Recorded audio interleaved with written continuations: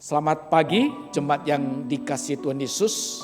Saya undang untuk kita belajar satu bagian firman Tuhan dalam Yohanes pasal 13. Kita akan belajar dengan satu topik altar ego, cost of discipleship. Persembahan ego kita, itulah harga yang harus kita bayar dalam perjalanan pemuridan kita. Saya akan baca dari mulai ayat 4. Firman Tuhan berkata demikian. Lalu bangunlah Yesus dan menanggalkan jubahnya. Ia mengambil selai kain linen dan mengikatkannya pada pinggangnya. Kemudian dia menuangkan air ke dalam sebuah baskom dan mulai membasuh kaki murid-muridnya. Lalu menyekanya dengan kain yang terikat pada pinggangnya itu. Lalu sampailah ia kepada Simon Petrus. Kata Petrus kepadanya, "Tuhan, engkau hendak membasuh kakiku?" Jawab Yesus kepadanya, "Apa yang ku perbuat engkau tidak tahu sekarang, tetapi engkau akan memahaminya kelak." Kata Petrus kepadanya, "Engkau tidak akan pernah membasuh kakiku sampai selama-lamanya." Jawab Yesus, "Jikalau aku tidak membasuh engkau, engkau tidak mendapat bagian bersamaku." Ayat 11, sebab ia tahu siapa yang akan menyerahkan dia. Karena itu ia berkata, "Tidak semua kamu bersih." Sesudah ia membasuh kaki mereka, ia mengenakan pakaiannya dan kembali ke tempatnya. Ia berkata kepada mereka, "Mengertikah kamu apa yang ku perbuat kepadamu?" Saudara, ego atau si aku adalah diciptakan Tuhan. Melalui ego ini membantu kita untuk disadarkan tentang siapa aku dan siapa Tuhan yang menciptakan diriku. Ego inilah yang membantu kita untuk mengalami yang disebut individuasi, pengembangan diri, pencapaian diri yang utuh yang Tuhan inginkan ketika Tuhan ciptakan kita sebagai manusia yang utuh. Namun Kejadian pasal 3 kita tidak bisa tolak bahwa manusia sudah jatuh dalam dosa. Sehingga ego itu yang seharusnya membawa kita untuk mengenal siapa Allah, siapa kita itu menjadi kemudian pudar. Bahkan John Calvin mengatakan rusak total di dalam pengenalan itu. Sehingga membuat kemudian manusia ketika jatuh dalam dosa menjadi malu bahwa mereka telanjang. Mereka kemudian menjadi rasa bersalah dan menyalahkan yang lainnya. Mereka gagal menyadari diri mereka sehingga pada satu titik yang disebut krisis identitas. Sebab dosa itulah yang kemudian membuat manusia itu tidak peka. Manusia itu kemudian menjadi keras hati dan sombong. Ego itulah yang sudah jatuh dalam dosa membuat setiap manusia itu kemudian merasa diri lebih hebat daripada yang lain. Mau menang sendiri. Dan kadangkala terlalu pede, terlalu percaya diri. Atau kadangkala merasa minder karena dosa itu. Bahkan mungkin juga tidak tahu malu. Bahkan sampai kemudian kita mengenal yang disebut egois. Intinya ego yang seharusnya diciptakan Tuhan untuk dia sadar siapa dirinya, untuk siapa Allah itu menjadi lupa siapa dirinya dan bahkan lupa tujuan hidupnya.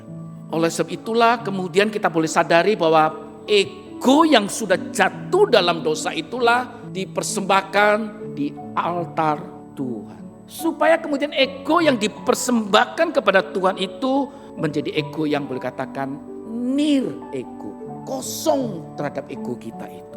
Saudara, dalam pasal 13 yang kita baca ini adalah sebuah laporan pandangan mata daripada murid Yesus yang namanya Yohanes. Yang tidak dicatat oleh 3 Injil yang lainnya. Di dalam Matius, Markus maupun Lukas. Di dalam konteks yang sama persiapan perjamuan malam yang terakhir, Yohanes melihat dengan pandangan yang berbeda. Tinggal Injil, 3 Injil yang lain melihat sebagai sebuah perjamuan kudus, tetapi Yohanes melaporkan tentang pembasuhan kaki. Saudara dikasihi Tuhan Yesus, menjadi sebuah pertanyaan yang menggelisahkan dan mungkin menggelitik kita, yaitu mengapa harus Yesus yang mencuci kaki murid-muridnya? Apakah rumah di mana Tuhan Yesus pakai di ruangan atas itu tidak menyediakan budak? Sehingga akhirnya Yudas, Petrus, Thomas, dan seluruh rasul yang lain tidak membasuh kaki daripada Yesus. Di mana si budak daripada pemilik rumah itu. Mari kita mundur sebentar memahami tentang budaya cuci kaki. Sebab budaya cuci kaki ini adalah budaya yang wajib bagi seluruh orang Yahudi ketika mereka memasuki rumah. Karena kita tahu, mungkin sudah dijelaskan banyaklah kali bahwa jalan pada waktu itu tidak seindah sekarang begitu. Sehingga budaya cuci kaki ini harus dilakukan oleh sang pemilik rumah. Bahkan kalaupun sampai seseorang itu tidak mencuci kaki, boleh katakan begitu, karena duka yang dalam, mereka tetap menyediakan, walaupun mereka nggak akan cuci kaki, tapi mereka menyediakan baskom itu. Sebab kalau ketika mereka tidak menyediakan air atau budak, berarti sebenarnya setiap tamu yang datang itu, maaf, kami tidak menyambut dan menerimanya. Tidak melakukan persahabatan dengan tamu yang datang itu. Saudara, bukan hanya itu, maju lagi, seorang rabi ketika mengunjungi rumah seseorang, maka hukumnya lebih dari wajib. Budak harus siapkan dan melayani si rabi itu. Tapi mengapa tidak ada? Saudara, kita tidak akan bisa melihat di Injil Yohanes. Tapi kalau kita melihat Markus dan Lukas, di dalam Markus pasal 14 maupun Lukas 22, kita akan mendapatkan sedikit penerangan tentang hal ini. So, Tuhan Yesus katakan pada murid-muridnya, pergilah ke kota, di sana kamu akan bertemu dengan seorang yang membawa kendi air. Ikutlah dia. Saudara, Tuhan Yesus merujuk secara khusus, ikutlah seseorang. Nah, seseorang dikatakan di dalam Markus pasal 14 maupun Lukas 22 adalah seorang pria. Seorang pria. Emang apa masalahnya kalau dia pria, bukan wanita? Saudara, kita pahami bahwa sebenarnya mengambil air, mengisi kendi air, bukanlah tugas seorang pria. Kita teringat Yohanes pasal 4 ketika Yesus dalam perjalanan melewati Samaria, dia bertemu dengan perempuan dari kota Sikar ini. Lalu kemudian Tuhan Yesus minta air. Saudara, waktu Abraham utus pembantunya atau orang kepercayanya untuk mencarikan istri bagi Ishak, dia bertemu dengan Ribka yang juga sedang mengambil air. Nah, kalau kita melihat hal-hal ini, maka kita disadarkan bahwa sebenarnya memang itu tugas para wanita. Bahkan ketika juga Ribka bertemu dengan Yakub, sama juga. Nah, Pulpit Commentary atau tafsiran daripada Pulpit berkata demikian. Pria yang membawa kendi air tidak asal membawa air, tetapi ini memiliki makna sebuah persiapan untuk Paskah. Yang kedua, tafsiran dari Cambridge Bible for School and College berkata demikian. Walaupun dia pria yang melakukan, tidak boleh ditafsir bahwa yang mengambil air itu adalah budak. Pendapat yang ketiga, ada beberapa penafsir yang menyatakan bahwa ini seorang pelayan yang memiliki rumah yang akan dipaki oleh Yesus dengan 12 muridnya. Adalah tidak tepat karena kalau itu pelayan, maka dia akan membasuh 12 murid plus si Yesus yang adalah rabi. Saudara, Handbook on the Gospel of Luke karangan Railing dan Swilling-Rebel mengatakan demikian. Orang yang mengambil air dari sumur adalah perempuan atau laki atau hamba laki-laki maksudnya. Karena dalam ayat ini yang membawa air itu laki-laki, maka katanya di dalam buku Gospel of Luke itu kemungkinan besar dia adalah pemilik rumah, tempat Yesus dan pengikut-pengikutnya mengadakan perjamuan, dan dia adalah orang yang kaya. Soalnya kalau kita melihat gambar ini, maka kita akan tertarik melihat dua orang yang di belakang dari Tuhan Yesus tidak sedang mengelilingi Tuhan Yesus, bercakap dua orang di belakang itu. Saudara, ditafsirkan bahwa itu adalah Yohanes yang sedang bercakap-cakap dengan si pemilik rumah.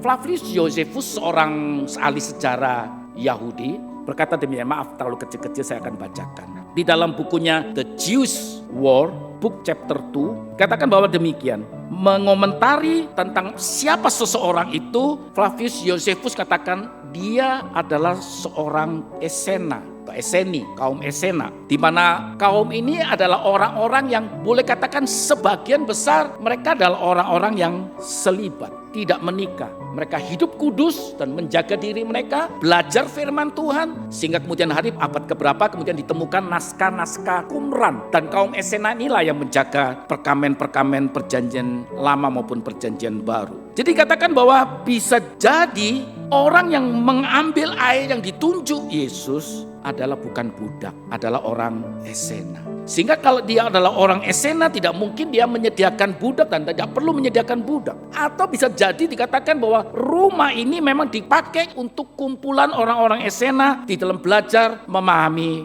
firman Tuhan. Dan saudara kasih Tuhan Yesus, kembali ke pertanyaan tadi, mengapa harus Yesus mencuci kaki murid-murid? Setelah kondisi ketika semua murid menantikan siapa yang mencuci kaki, Yesus kemudian dikatakan dalam ayat 6 duduk dan memanfaatkan momen itu untuk mengajarkan kepada murid-murid tentang kerendahan hati.